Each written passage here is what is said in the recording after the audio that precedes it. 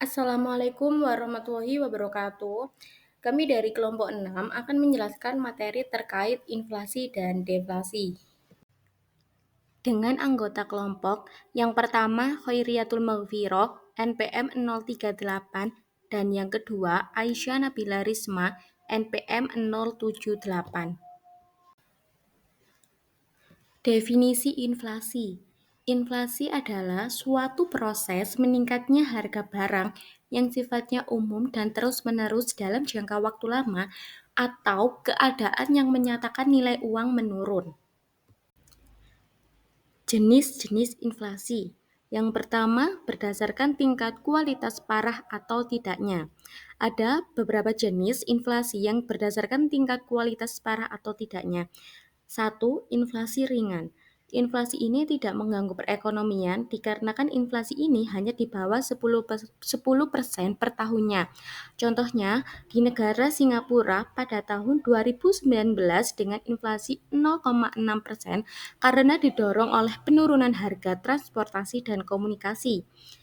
2. Inflasi sedang. Kenaikan harga yang terjadi pada inflasi sedang ini sekitar 10% hingga 30% per tahun. Contohnya di negara Turki pada tahun 2018 dengan inflasi 20,3%. Hal ini diakibatkan oleh mata uang lira Turki. 3. Inflasi berat. Kenaikan harga yang terjadi pada inflasi berat ini sekitar 30% hingga 100% per tahunnya. Contohnya di negara Venezuela pada tahun 2018 dengan inflasi 65.374%. Inflasi di negara Venezuela ini termasuk inflasi berat yang diakibatkan oleh krisis ekonomi dan politik yang berkepanjangan. Yang keempat, ada inflasi sangat berat atau biasa disebut hyperinflation. Ini karena kenaikan harga yang terjadi berada di atas 100% per tahunnya. Contohnya di negara Zimbabwe pada tahun 2008 dengan inflasi 231 juta %. Hal ini merupakan salah satu contoh hiperinflasi terburuk dalam sejarah. Yang kedua, berdasarkan penyebabnya. Ada beberapa jenis inflasi yang berdasarkan penyebabnya. Yang pertama ada inflasi karena permintaan atau inflasi permintaan. Merupakan inflasi yang disebabkan oleh besarnya permintaan masyarakat terhadap barang dan jasa sehingga tingkat harga secara umum naik. Contohnya, kenaikan permintaan tiket pesawat pada saat musim liburan. Kemudian, 2. Inflasi karena kenaikan biaya-biaya. Hal ini terjadi karena adanya peningkatan biaya produksi karena tingkat upah dan harga bahan mentah. Contohnya, kenaikan tarif listrik atau bahan bakar. Yang ketiga, ada inflasi campuran. Inflasi campuran ini disebabkan karena adanya campuran antara inflasi tarikan permintaan dengan inflasi dorongan biaya. Contohnya bencana alam seperti banjir, kekeringan, atau gempa bumi yang merusak infrastruktur dari pabrik-pabrik dan mengganggu produksi.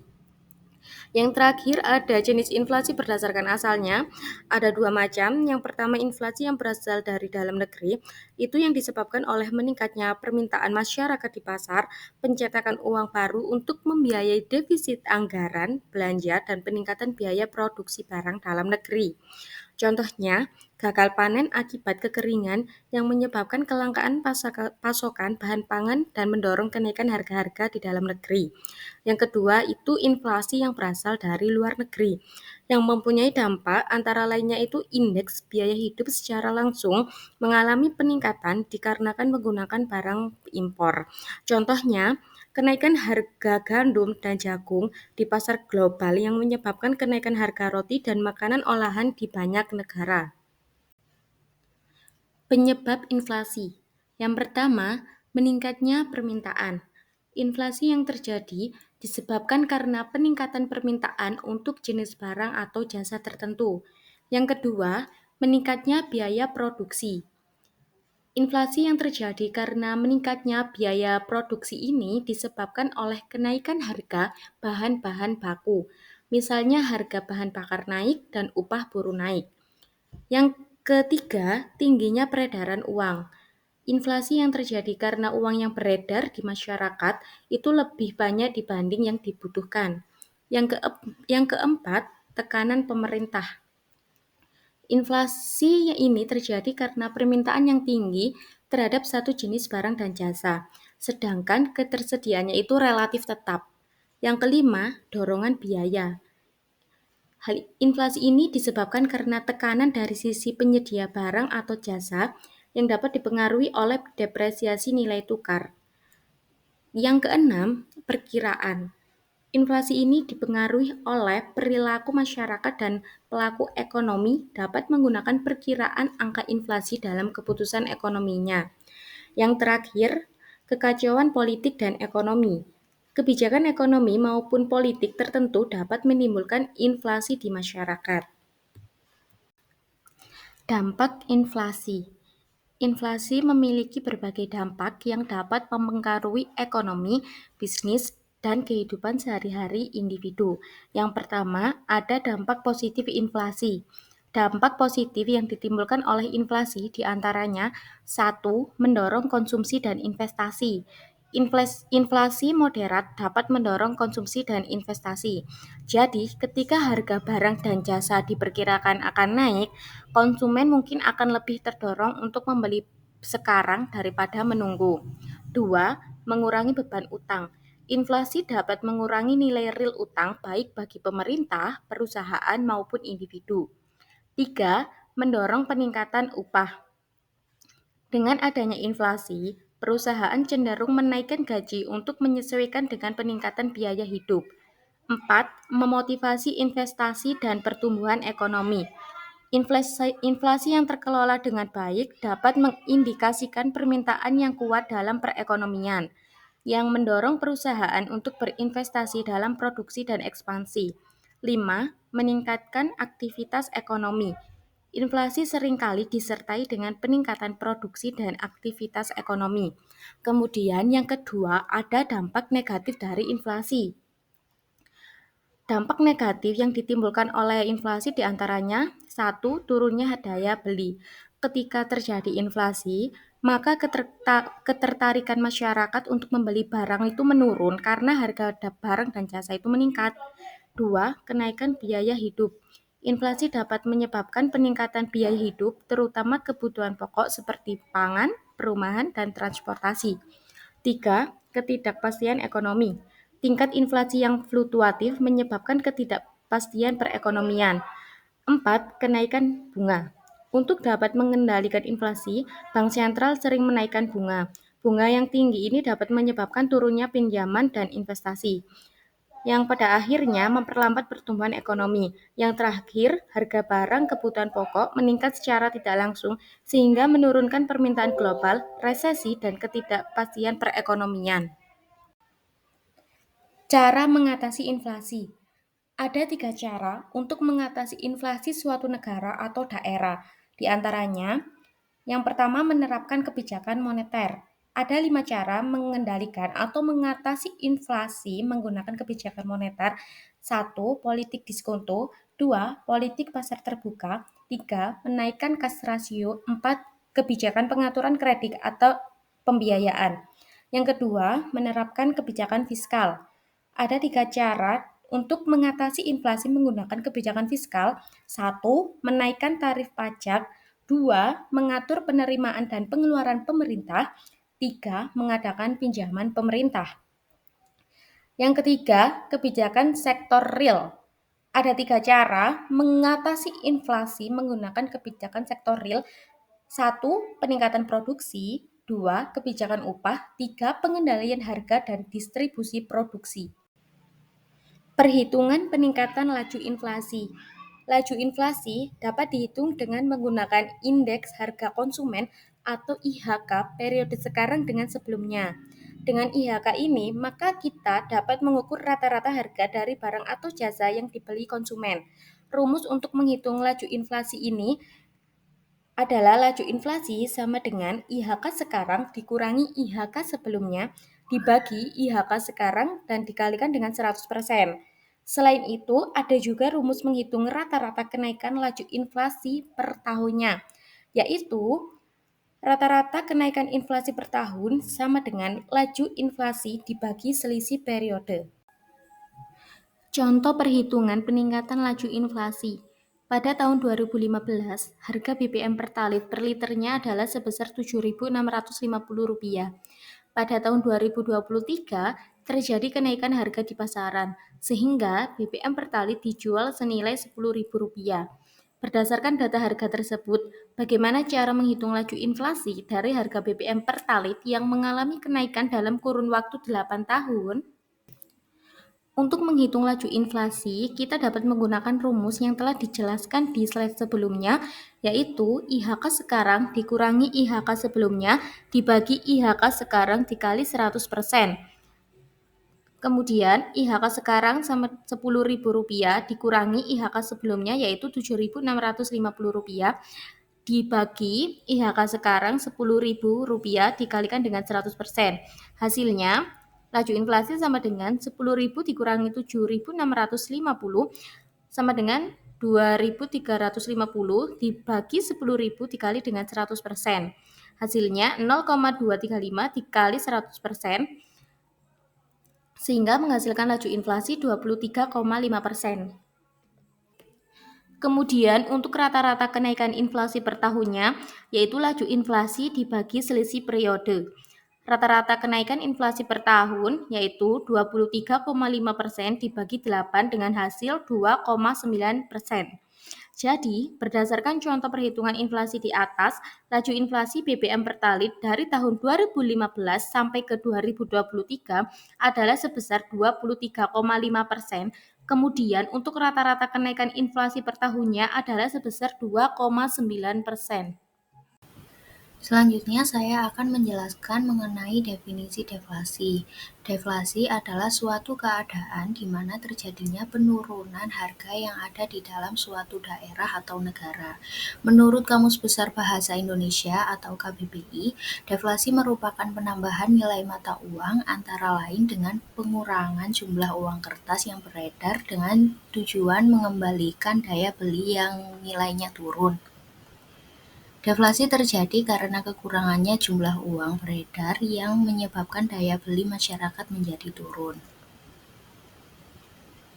Selanjutnya yaitu jenis-jenis deflasi. Yang pertama yaitu deflasi strategis. Deflasi jenis ini menekankan pada kegagalan pemerintah ataupun bank sentral dalam membuat dan menerapkan kebijakannya.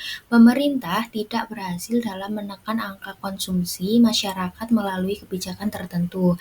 Hasilnya, konsumsi masyarakat justru semakin meningkat dan harga barang menjadi turun. Yang kedua yaitu deflasi sirkulasi. Intinya, deflasi ini terjadi akibat harga komoditas tidak stabil serta pemerintah berusaha untuk mengurangi konsumsi publik agar seimbang.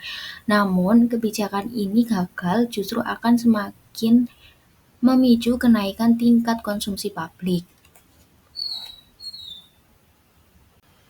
Selanjutnya ada penyebab deflasi. Yang pertama yaitu kurangnya permintaan. Jika konsumen dan bisnis menunda pembelian karena mengharapkan harga yang lebih rendah di masa depan, hal ini dapat menyebabkan penurunan permintaan akhirat atau deflasi. Yang kedua yaitu berkurangnya jumlah uang beredar. Menurunkan jumlah uang yang beredar akan membuat pinjaman dan investasi menjadi lebih mahal, yang selanjutnya dapat menekan permintaan akhirat lebih lanjut dan mengarah pada penurunan berkelanjutan pada tingkat harga umum di seluruh perekonomian. Yang ketiga yaitu terlalu banyak hasil produksi yang sama. Banyaknya penawaran yang ditawarkan daripada permintaan juga menjadi salah satu penyebab deflasi. Yang keempat yaitu kebijakan moneter yang ketat. Kebijakan moneter yang ketat seperti kenaikan suku bunga oleh bank sentral dapat menyebabkan perlambatan ekonomi dan penurunan harga-harga. Hal ini dilakukan untuk mengendalikan inflasi, namun jika terlalu ketat dapat memicu deflasi. Untuk dampak-dampak deflasi itu sendiri dibagi menjadi dua, yaitu dampak positif dan juga dampak negatif. Untuk dampak positifnya sendiri, yang pertama yaitu menguatnya nilai mata uang. Yang kedua, timbulnya kesadaran masyarakat akan pentingnya menabung untuk memenuhi kebutuhan di masa depan. Yang ketiga, yaitu konsumen cenderung lebih berhemat dalam berbelanja. Dampak negatifnya Yang pertama, penurunan konsumsi dan investasi. Yang kedua, meningkatkan beban utang real konsumen dan bisnis. Yang ketiga yaitu mendorong pengangguran akibat PHK. Yang keempat, memicu penurunannya konsumsi maksud saya memicu menurunnya konsumsi masyarakat karena harga-harga yang cenderung turun. Yang kelima yaitu nilai tukar mata uang asing akan mengalami apresiasi yang dapat meningkatkan impor dan mengurangi ekspor. Yang terakhir yaitu meningkatnya jumlah utang karena semakin tingginya nilai real utang tersebut. Untuk cara mengatasi deflasi itu sendiri, yaitu yang pertama menerapkan kebijakan moneter. Salah satu upaya untuk mengatasi deflasi adalah dengan menerapkan kebijakan moneter melalui penurunan suku bunga acuan sehingga dapat meningkatkan jumlah uang beredar dan menumbuhkan permintaan secara agregat di masyarakat. Yang kedua yaitu menerapkan kebijakan fiskal. Pemerintah dapat mengambil langkah-langkah kebijakan fiskal yang ekspansif untuk menstimulus permintaan secara keseluruhan. Yang ketiga yaitu menerapkan kebijakan struktural. Selain kebijakan moneter dan fiskal, pemerintah juga dapat mengambil langkah-langkah kebijakan struktural untuk meningkatkan deflasi, seperti mendorong inovasi dan peningkatan produktivitas melalui insentif serta investasi di bidang teknologi. Yang keempat yaitu menerapkan kebijakan non-moneter. Kebijakan non-moneter merupakan salah satu cara yang paling efektif dalam menangani deflasi karena kebijakan moneter mencakup langkah-langkah yang nantinya akan meningkatkan jumlah uang yang beredar dalam masyarakat sehingga deflasi akan berhenti.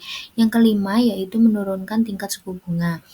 Menurunkan tingkat suku bunga dapat meningkatkan jumlah uang yang beredar dalam masyarakat. Bila tingkat suku bunga turun, masyarakat akan lebih memilih untuk menyimpan dana sendiri daripada disimpan di bank dan investor lebih memilih untuk mencari keuntungan dengan berbisnis sehingga jumlah uang yang beredar di masyarakat akan meningkat. Contoh deflasi, penurunan harga komoditas makanan dan bumbu-bumbu di Indonesia pada akhir tahun 2019 lalu, Badan Pusat Statistik mencatat bahwa Indonesia mengalami deflasi sebesar 0,27% pada bulan September. Hal ini terjadi karena sejumlah besar komoditas makanan dan bumbu seperti ayam, cabai merah, cabai rawit, dan telur mengalami penurunan harga. Tercatat ada 82 kota di Indonesia yang mengalami kondisi yang sama. Untuk perhitungan peningkatan laju deflasi itu sendiri yaitu tingkat deflasi atau indeks harga konsumen periode sekarang dikurangi indeks harga konsumen periode sebelumnya dibagi indeks harga konsumen periode sebelumnya dikali 100%. Keterangannya, indeks harga konsumen, indikator yang mengukur perubahan harga barang dan jasa dikonsumsi oleh rumah tangga. Periode sekarang sama dengan periode saat ini yang ingin dihitung tingkat deflasi. Periode sebelumnya sama dengan periode sebelum periode saat ini. Contoh perhitungan peningkatan laju deflasi. Misalkan, IHK pada periode sekarang adalah 98,5 dan IHK pada periode sebelumnya adalah 100, maka tingkat deflasi dapat dihitung sebagai berikut. Tingkat deflasi sama dengan 98,5 dikurangi 100 dibagi 100 dikali 100% sama dengan min 1,5%. Jadi, tingkat deflasi pada periode tersebut adalah minus 1,5%. Angka negatif menunjukkan adanya penurunan harga secara umum atau deflasi. Semakin besar angka negatifnya, maka semakin tinggi tingkat deflasi yang terjadi. Sekian, terima kasih. Apabila ada salah pengucapan dalam menyampaikan materi, kami mohon maaf yang sebesar-besarnya. Wassalamualaikum warahmatullahi wabarakatuh.